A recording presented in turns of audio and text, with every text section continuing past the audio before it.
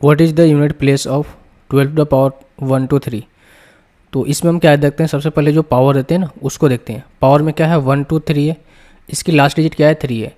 तो 3 का जो साइकिल होता है ना वो 4 बार के बाद रिपीट होता है, ठीक है। 3 के साइकिल 4 बार के बाद रिपीट होता है। फॉर एग्जांपल अगर मैं बोलूँ 3 के पावर 1 करोगे 3 हो जाएगा, 3 के पावर 2 करोगे 9 हो जाएगा, 3 के पावर 3 करोगे 27 हो जाएगा, 3 के पावर 4 करोगे 81 हो जाएगा, 3 के पावर 5 करोगे 343 हो जाएगा, ये होगा।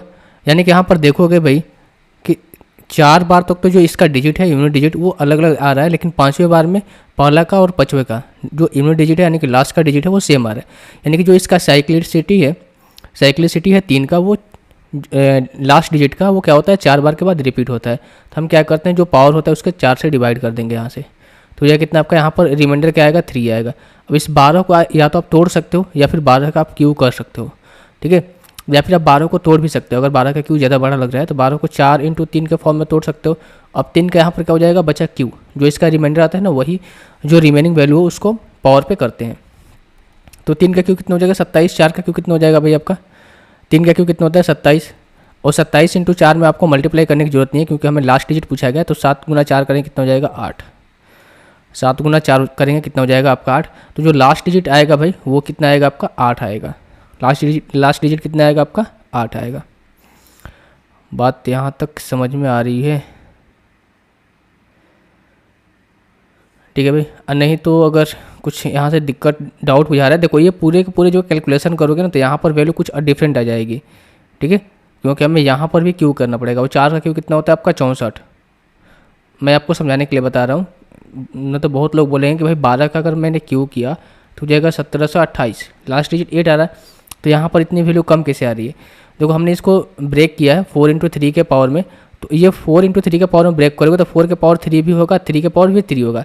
फॉर एग्जांपल 4 के पावर 3 करोगे तो 64 होता है, और 3 के पावर 3 करोगे 27 होता है। 7 × 4 करोगे कितना 8 हो, यानी कि लास्ट डिजिट कितना आ रहा है 8 आ रहा है।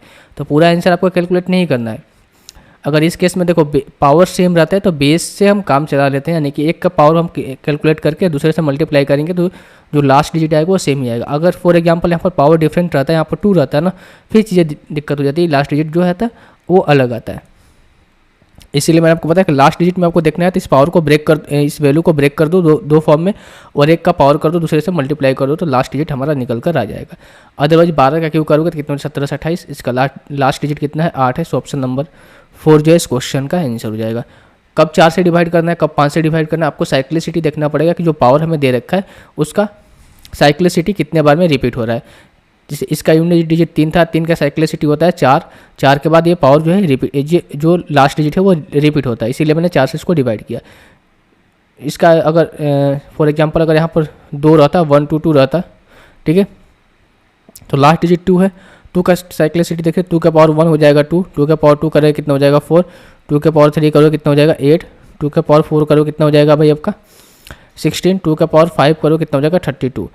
तो 2 का भी साइक्लिसिटी जो है 4 बार के बाद क्या हो रहा है रिपीट हो रहा है। मोस्टली का 4 बार के बाद रिपीट होता है, इसीलिए हम क्या करते हैं 4 से मोस्ट टाइम में डिवाइड करते हैं। पर एक बार आपको क्या करना है चेक करना है कि जो लास्ट डिजिट है पावर का दे रखा है यूनिट डिजिट प्लेस में, उसका साइक्लिसिटी कितने बार के बाद वो रिपीट हो रहा है, ठीक है।